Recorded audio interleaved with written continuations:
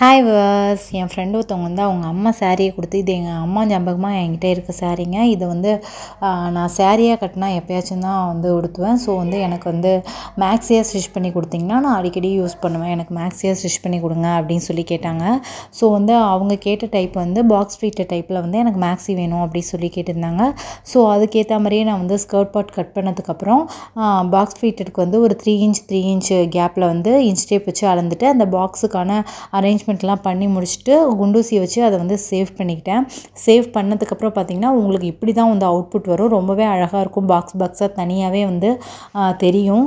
So அவங்க வந்து எனக்கு டைட்டாக வேணாம், எனக்கு வந்து நான் டைட்டாக யூஸ் பண்ண மாட்டேன், அதனால் ஓரளவுக்கு வந்து லூஸாகவே பண்ணி கொடுங்க அப்படின்னு சொல்லியிருந்தாங்க. ஸோ அவங்களுக்கு கேட்ட மாதிரியே அவங்களுக்கு பிடிச்ச மாதிரியே நான் வந்து ஸ்டிச் பண்ணி கொடுத்துட்டேன்.